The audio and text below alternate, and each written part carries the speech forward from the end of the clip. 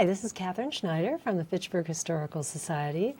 Today we're very excited to welcome Carole Kinney, who is a board member from the Fitchburg Historical Society, to tell us about actually the beginnings of the Fitchburg Historical Society and then some information about the archives of the Fitchburg Historical Society. So welcome, Carole. Okay, well, thank you. Well, and Carole, I'd like to start with your family because you married into the Kinney family, which of course is very much of a pioneer family in Fitchburg.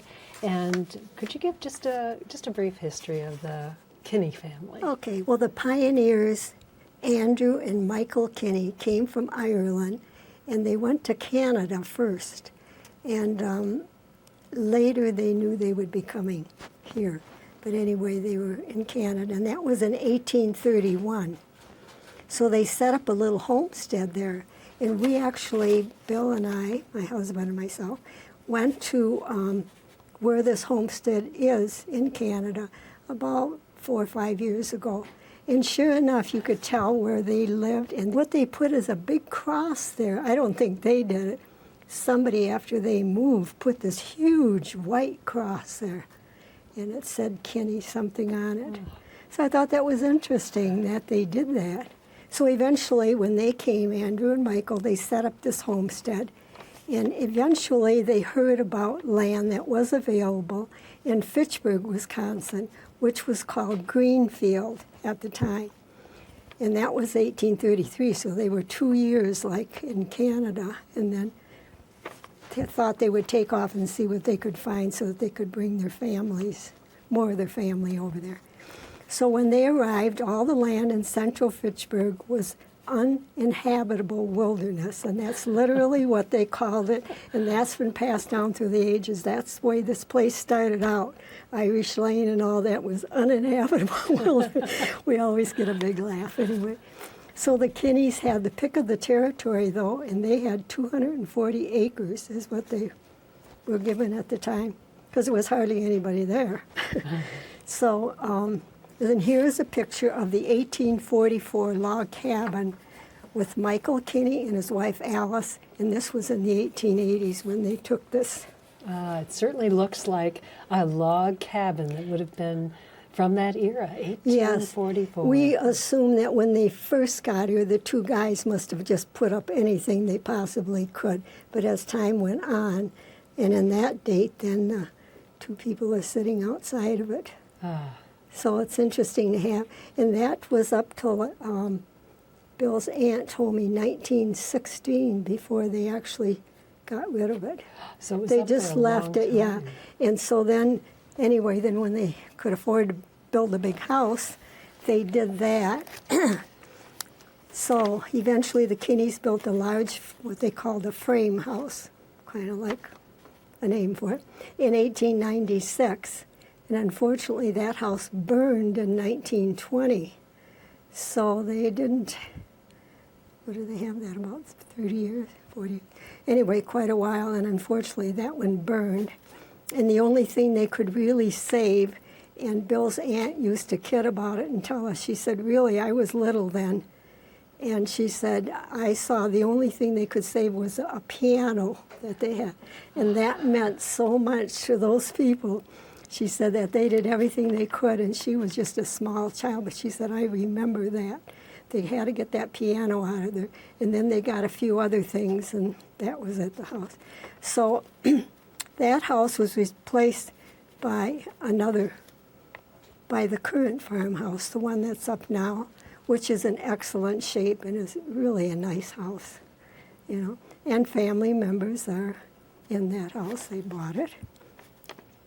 And just to tell you how Irish Lane got its name, around that time, Madison Gas and Electric asked Ed Kinney what they should say the name of the road should be besides Route 3. And he said, well, he said, they might as well call it Irish Lane because all the Irish are coming out here now. Very appropriately named. Yes, yes. So, and of course we, ourselves, my husband and I, built our house on the same land close by the big farmhouse or where the big old log house was. And we built ours in the 1960s when we were married. And 4 other family members have since then built houses on that land. So Because there's the a lot of Irish, acreage. Yeah, so the they Irish really were clan filling it in. of the Kinneys Yes. have been there ever since Yes. those 1830s. Yep. That's long, long history. in Fitchburg. 1833, when they actually came there. Like I said, it was called Greenfield. But I think there was some confusion about a Greenfield in Milwaukee. I should have asked Bill more about that. But anyway, that's why they changed the name of it. So that's probably all I need to tell you about that. Yep. We all have houses on there now, and all my sister-in-laws are going out for my birthday today. So birthday supper. I want to wish you a very happy birthday today, too. Well, Carole. thank you. Carole Kinney. You just have to take them one at a time. For sure. You don't for have to sure. say how many they are. You just, but anyway, I thought you'd like to see. I mean, that was actually a pretty nice-looking log cabin. Indeed, indeed. But Bill's Aunt Helen told us that that was up, she said, till 1916. She was just a small child at the time, but she said that that was still there, and then they tore it down. She said, actually, we had a lot of fun playing in it. We weren't supposed to, she said, but how could you resist? How could you resist? Yeah, a having little fun in kid, the 10, 11 pioneer years home? old. Great. Well, Carole, let's move on to the Fitchburg Historical Society itself, because I know you've been with the Fitchburg Historical Society since its beginning. So maybe, who was involved in getting it started? Why did it get started? What was the impetus for forming the society? And then when was it first formed? Kind of all those original questions about the Fitchburg Historical Society. Okay. I'm excited really to be able to give you a brief history of the Fitchburg Historical Society. It's pretty easy for me to do since I was one of 7 people who got together on September 17th, 1986, with Jeannie Sealing, who was then the mayor of Fitchburg. And so we met in the office of the old City Hall on Fish Hatchery Road. Do you remember the old Yes. City Hall? Okay, on Fish Hatchery Road. And the 7 people were Phil and Anna Fox, myself, Jean O'Brien, Mickey Schmudlock, Jeannie Sealing, and Edna Stoneman. And the mayor, Jeannie, had called some of us together to discuss the possibility of setting up a historical society to preserve the history of Fitchburg and get it in some organized fashion for safekeeping and accessibility to the people in Fitchburg. So if you recall, Fitchburg had just become a city in 1983, and this was 1986, and more thoughts were going towards preserving historical photos, family histories that they might have, school histories, old maps, stuff that was just scattered around the community. So at the first meeting, we discussed such things as, would we collect artifacts? Where would we find a home for our collections? So we set up another meeting for October to invite other interested people in the community in order to get more input in this big undertaking. Phil Fox volunteered to put an article in the Madison newspapers and in the surrounding local newspapers, including the Fitchburg Star, inviting people to a meeting to be held in October. So Phil and Anna Fox and Connie Darling and I met quite a few times at my house trying to work out the nitty-gritty of how we would handle a charter membership at a big upcoming meeting on October 22nd. When the day arrived, 15 citizens showed up to discuss the formation of a historical society and charter membership. It was a fun, exciting meeting. Excuse me a minute. I have allergies. We made a list very quickly of about 10 things we wanted to do. So then we contacted Tom McKay, who was in charge of the local history division of the Wisconsin State Historical Society, so we could be a part of the other local historical societies. We talked about preserving the Dogtown Schoolhouse, preservation of the McCoy House, researching cemeteries, oral interviews, etc.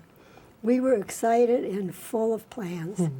The idea that Jeannie Sealing had sparked in the beginning had grown up into a full-blown active society, which we attribute completely to citizens in the community who really had the preservation of the history and this wonderful community at heart.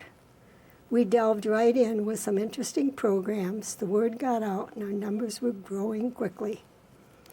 So the first officers elected pro tem, which meant for the time being, co-presidents Arlene Ace and Carole Kinney, myself, Vice President Edna Stoneman, Secretary Anna Fox, Treasurer John Darling, Publicity Chairman Phil Fox, and membership Connie Darling. A successful charter membership meeting was held on the planned date of February 15, 1987, at 2 o'clock in Fitchburg City Hall, still on Fish Hatchery Road. 89 citizens became charter members. I mean, that was incredible. I remember that we were just stood there in awe that all these people were so interested and wanted to do it. So on February 20th, 1987, we were informed that the Board of Curators of the State Historical Society of Wisconsin approved our application for affiliation with them. We officially became the Fitchburg Historical Society, a 501c3 organization. So that was quite the day. How exciting. February 20th, 1987. So the officers elected for 1987 were President, myself, Vice President Arlene Ace, Secretary Anna Fox, Treasurer Margaret Eby. So then we knew we had to find a place to store things that people would be giving us and an office to work in. Well, it wasn't long, and there was a lot of talk about Fitchburg wanting a library. So we immediately requested an office and a place to store things in the library. We did get a place in the basement to store some things, so the archives are located in our office and in the basement, depending on what it is. The office has big file drawers, and the public is allowed to see what is in the archives, but we have to be there and get it out for them. Everything is alphabetized and so forth, but they just have to call our office, and if they can't get through, they can call the library, and they'll ring the office phone. Then we set up a time with them. Our current president is Alan Tariba, and our board meets every other month. Alan has set up a wonderful website that we have, and would you believe that everything that we have in the archives is on that website? That's exciting. It is exciting. When I think about it, because he has put hours and hours and hours in on that website, and it's wonderful. It is a wonderful resource, and it makes possible the world actually can see anything that the Fitchburg Historical Society has in the archives, because it's available online at fitchburghistory.org. Yes. So it's a tremendous resource that can be accessed by anyone who has access to a computer. So yes, it is. So many people have told us, oh yes, we go into that. And he keeps everything up to date, anything that we're given and can accept. And we keep either in the office, we have big drawers like and all alphabetized. And we let him know right away, so then he puts it on his website that we have such and such available. Yes, to me that it's worth $1 million. Alan keeps everything updated. He's very conscientious about that. So what else can I tell you about that? Well, we have speakers that come every two or three times during the year, and they talk on whatever we want them to tell us about Fitchburg. And we usually have it like on a Sunday afternoon, and we get about 50 people or more each time. And someone asked me about donations, so I want to make this comment. We have a treasurer who keeps an accurate account of everything we have and reports to us at our semi-monthly meetings. We meet every other month, and he lets us know and gives all of us a copy of the latest transactions that have taken place. So I just wanted to include that in there. And that's at the board meetings that happens. Yes. And it's every other month. Yes. Let's see if there was anything else that I wanted to. Well, this meant a lot of time, let me tell you, that we did this thing. We have everything that we have in our inventory here. And look how many pages that entails. Yes, on both it out. sides. Everything from, if you ask me about, well, what do you have on, say, Bancroft Dairy? Well, there's 3 things. Tell Bancroft Dairy where it is, what we have on it. And we really do. It was a lot of time spent, but well worthwhile, because I have one of these in the office, one of these down in the basement of the library, and also one at my house. Because when people call and say, do you have anything on such and such? Well, just let me look.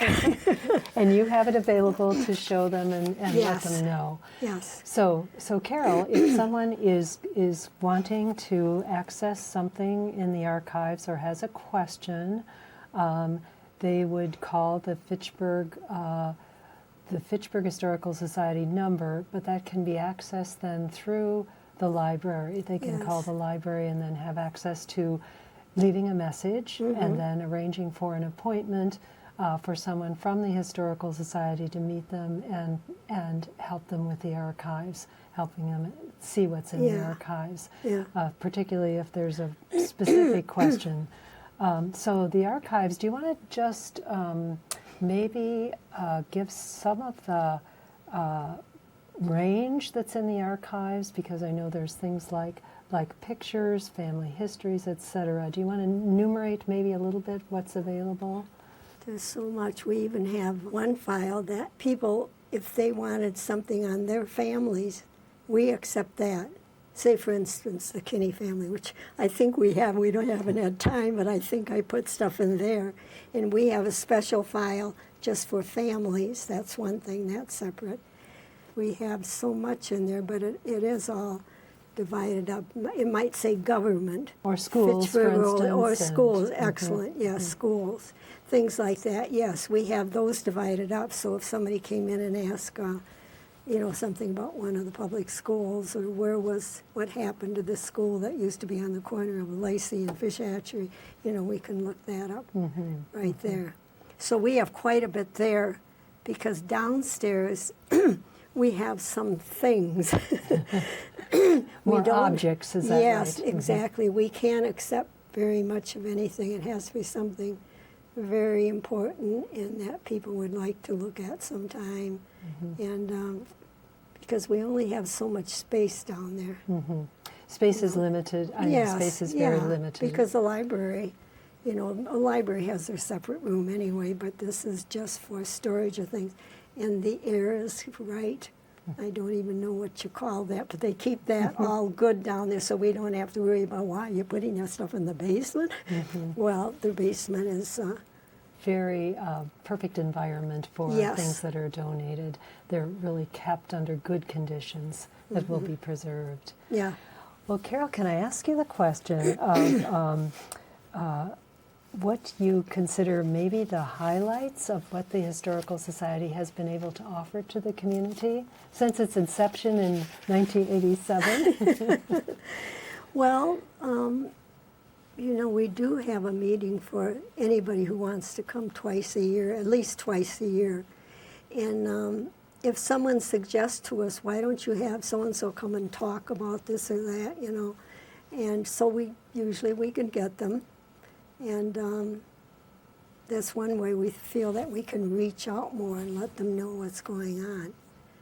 And they certainly can come to our regular meetings. Usually nobody does, but because they figure, But some people, though, once in a while, we get people want to sit in our meetings and see what we cover. And we're always looking for new things. If people may have a collection of something that they don't want anymore, and if we think it would be nice to have. So we do accept things like that. That's probably about all I can tell you. Mainly in the basement are things. Just the other day, someone gave us, they're actually like little scrapbooks, and she's got all kinds of barns. She really was taking pictures of barns, and I think she gave us about 12 of those. So we've got to now put that down here and included it on here, and that people want to see them. But that was a favorite thing of hers, and she has just, I don't know how many barns that she has seen, not only, in Fitchburg, but the outside of Fitchburg too. So we just accept it all because they're done beautifully in small scrapbooks like that. She's got them all. Sounds like a wonderful addition, new addition to the archives. Yeah. Great. Finally, Carole, I'd like to ask you, with all your years, since the beginning, being involved in the Fitchburg Historical Society, maybe what's given you the most satisfaction about being involved in and belonging to the Fitchburg Historical Society? Well, I have the feeling if people want to know something about Fitchburg, the history of Fitchburg, they can ask us and we'll find it, because we have enough stuff there that we can tell them, from the very beginning, like we said, when Kinneys came and what things were like, and, that's how we get a hold of things, and we have, like, our family history is all in there in a folder, and I think they just can learn about what Fitchburg was like back then and how people were settled in, and I think that's of interest to a lot of people. To know your past and how you got to be where you are now. And to know why things are laid out like they are now, because I always think everybody thinks we're out in the country. They'll say, well, you're coming in from the country. Even at church, they'll say, well, you have a long ways to come. I said, no, it's not that far. Just go down Fish Asher Road and turn on Irish. Turn down Irish Lane. Well, as far as we're concerned, that's country. We have many laughs about that now, even. They'll say, well, we consider that country. But anyway, I think it's interesting. This particular book that we have here, our son, he's got my name on it too. Can I just hold it up and maybe show people how that looks, Carole? So it's the Kinney family of Irish Lane. And so this would also be available in the Fitchburg Historical Society collections. Yes. This is the kind of thing that is available on family histories. Yes, I'm glad you mentioned it, because we have a whole shelf in the office there of different families who wanted us to have something like that in there. And so we do have it, because there's a lot of history, even in the beginning of this, where he's got from the barony of Moorcarn to the homestead of Fitchburg, Wisconsin. And he goes into just a lot of stuff. There's the big cross that we saw, the luminous cross up in Canada, that we actually saw. And that, now, who would ever put it there, right around in there, is where their house was. We have, we went and looked the whole thing up in Canada, and yes, they said that's where the Kinneys lived. And to have until that they moved marked to Fitchburg. And yes, and noted. Somebody put that there, and no one really quite knows who did it. They said, well, so interesting. Somebody put it there, yeah. And I'm thinking, because the Fitchburg Historical Society has so much available, that people who are interested in either family history, Fitchburg history, businesses, churches, schools in the area have access to information about that through the Fitchburg Historical Society. And Carole, thanks to you for helping to start this wonderful organization that has just continued to be so important to the community to save its history.